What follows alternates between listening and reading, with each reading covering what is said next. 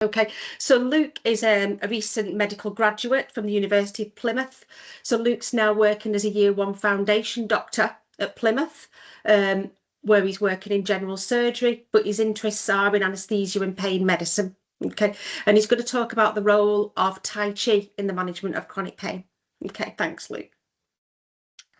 Yeah, thank you very much, Alison, for the introduction, and thank you everyone for inviting me here today. I'm really honoured for the invite, and really excited to discuss my entry to the Pain Relief Foundation essay competition, which is something a little bit unusual, but I hope it'll be interesting, engaging, and informative for everyone. So my essay focuses on Tai Chi and its role in the treatment of chronic pain. So I'll share my screen and we'll get going.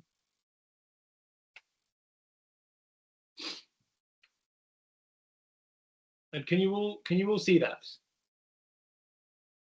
Yeah. Okay. Good. Right. Yeah, I can see that. Yeah. Okay. Excellent. Thank you. So in this talk, we'll discuss a little bit about what Tai Chi is, and we'll elucidate some of the different mechanisms that underpin its role in the management of chronic pain. But before I begin, I wanted to set the scene really with chronic pain, which is a disease affecting about 27 million of us here in the UK. And I wanted to pose a rhetorical question, as it were, to the audience: why treat pain? And well, there's the economic argument, loss of productivity, absenteeism, welfare costs. But in my view, I think the true argument for treating pain is the humanitarian one.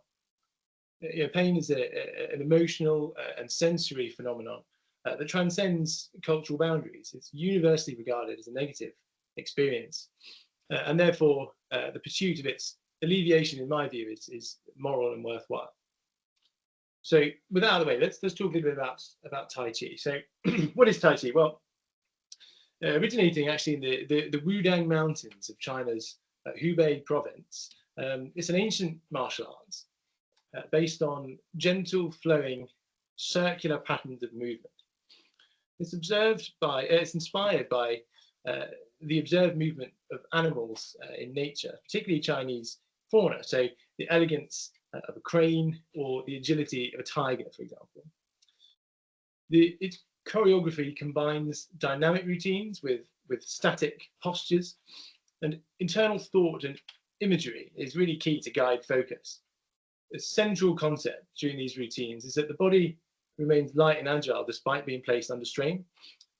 And excuse me, what results is really a unique form of meditative exercise that both demands and develops focus, balance, and proprioception. Its original name is Tai Chi Quan, which is a Romanized compound of 3 different words that translate to a rather impactful sounding supreme ultimate fist.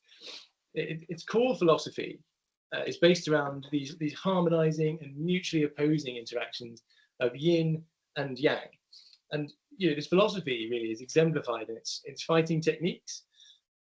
As a martial art, it emphasizes softness, acceptance, and redirection of incoming attacks, rather than meeting an opposing force head on. So, how can an ancient Chinese martial art help to manage chronic pain? Well, at first glance, the esoteric Eastern spiritual origins of Tai Chi might attract skepticism. But despite its mystical philosophy and association with mist-covered mountains, for example, the martial art focuses on practical sequences of movements and meditation, which may have direct application for the alleviation of chronic pain. And I will discuss very shortly 3 potential mechanisms by which Tai Chi exerts its analgesic effects. So, psychological mechanisms first. So pain is the body's internal alarm system, functioning to alert an organism to potential tissue damage and facilitate avoidance behaviors to prevent further harm. But in chronic pain, its mind-body connection is dysregulated, and in a susceptible individual, what started off as an initial physiological response to injury or danger can lead to central sensitization, really, through a series of maladaptive neurobiological changes. Now, importantly, this does not imply that the pain is psychological in origin, but rather that chronic pain is increasingly recognized as a condition involving dysfunction of the mind and body connection. Now, Tai Chi holds the potential to address this dysfunction. Individuals who regularly perform Tai Chi have modified activity in areas of the brain associated with pain processing and emotional health. It's been shown to alleviate symptoms of depression, anxiety, and mental stress across a range of age groups in both healthy individuals and in those with chronic disease. In one particular study, regular Tai Chi actually helped to reduce the negative association which was ascribed to chronic lower back pain, highlighting that although the pain sensation itself wasn't eliminated, the brain's understanding and interpretation of the pain was altered. Indeed, this is in line with guidance from prominent pain management organizations, which emphasize that the goal of treatment is not to eliminate pain entirely, but rather to manage it to a degree sufficient to maintain an acceptable quality of life. Now, the underlying mechanisms are multifactorial. Tai Chi promotes self-efficacy and self-belief, both of which are correlated with emotional well-being, and also cultivates a state of mindfulness, which I'll discuss in a bit more detail. So Tai Chi is often described as meditation in motion. It places strict emphasis on attention, focus, and deep breathing.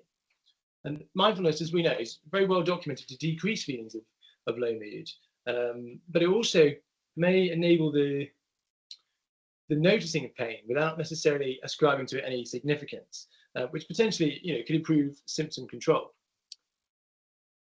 Furthermore, the use of evocative imagery in the movement patterns, such as the white crane spreads its wings, or embrace tiger and return to mountain, as we can see in this particular picture here, it provides not only distraction from pain, but can increase positive emotion. I'll discuss some neurological mechanisms now. And there are several mechanisms which can explain the utility of Tai Chi for pain relief. Physical exercise in general has a well-documented impact on psychological well-being, which is closely linked to the modulation of pain interpretation. Exercise is widely known to release endogenous opioid molecules, which directly suppress pain and elevate mood. Tai Chi increases monoamine neurotransmitters, dopamine and serotonin, which may further elevate mood in concordance with the monoamine hypothesis of depression. And regular Tai Chi is associated with increased levels of something called brain-derived neurotrophic factor, which is a protein often decreased in individuals with clinical depression, although it merits noting that other forms of exercise increase this as well. And it also modulates the autonomic nervous system, and this is something I'll touch on in a little bit more detail. Pain in general switches on the sympathetic nervous system.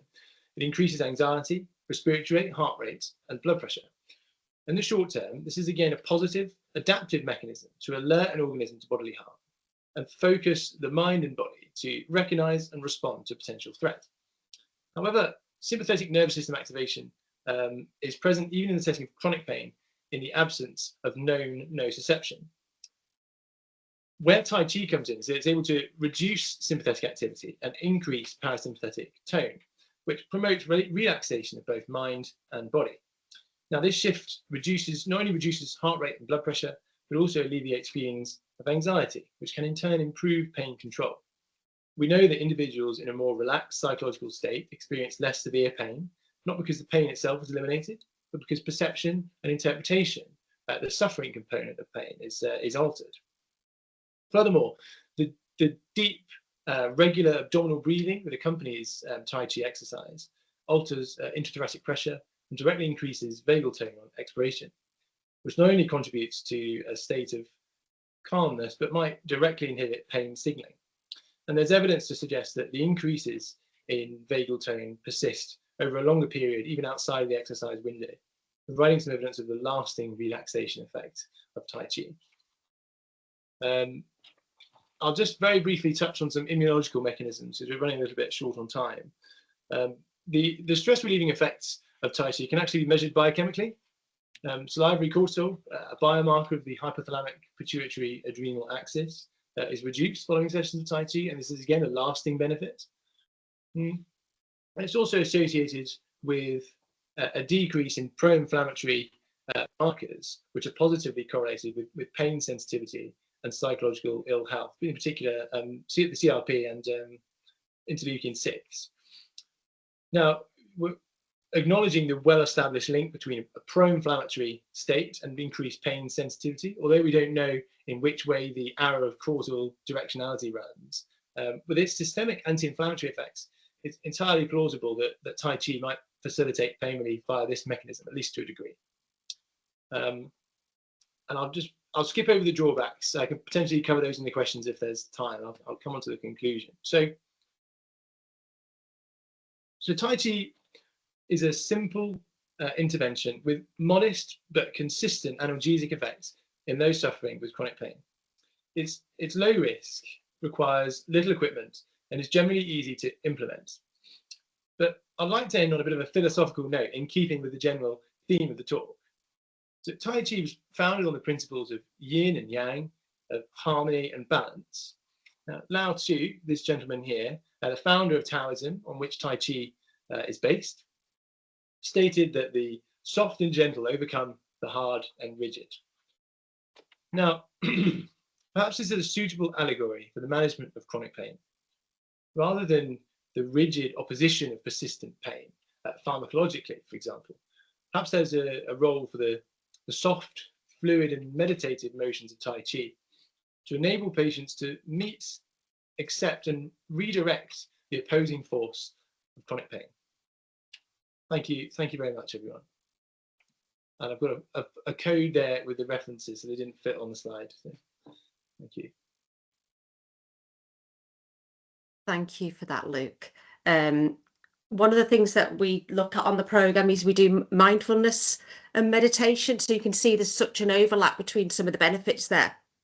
Yeah, indeed, Okay. indeed, yeah. And we often sort of think about making that link between what we do within mindfulness and meditation with the more physical and movement aspects of the programme as well. Okay, so thank you. Have we got any questions from anybody for Luke?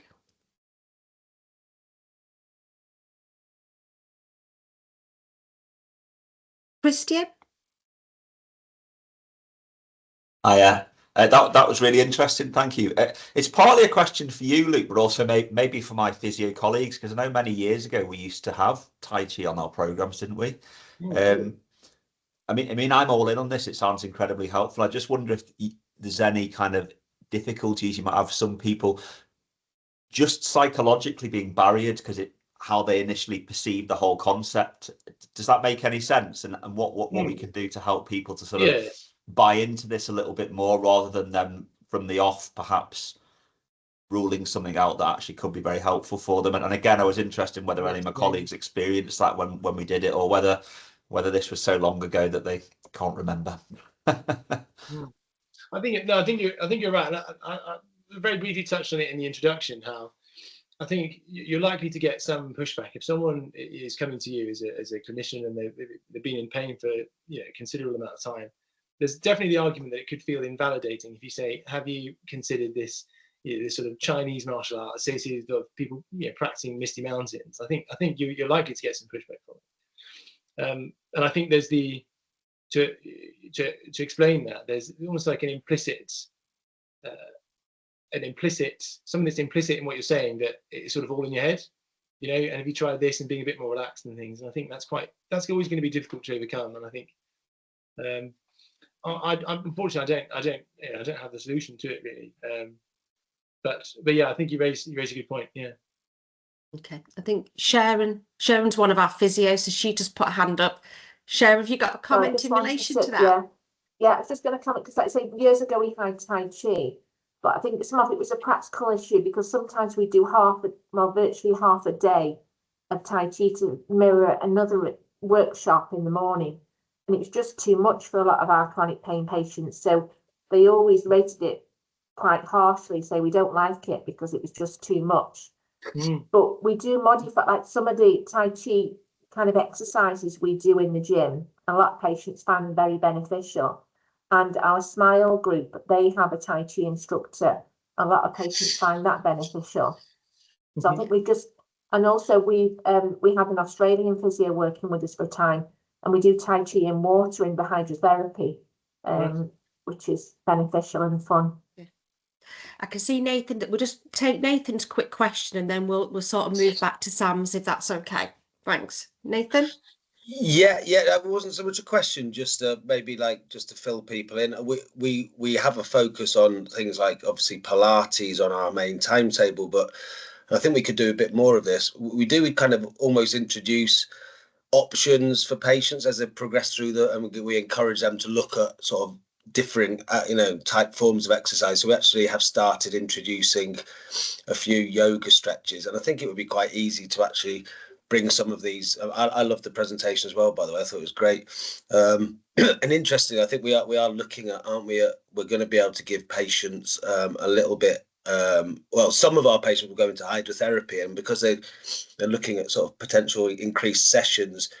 Interesting, we do actually have an aqua Tai Chi, I-Chi we call it. I don't know if that's a legitimate, that's how we were sort of when we looked into it, but aqua Tai Chi, and so some of our hydro patients will be getting Tai Chi in the water now. So we're using some of those principles. Yeah, it will be around for some of our patients. It's good. Okay, thank you, and thanks for that, Luke.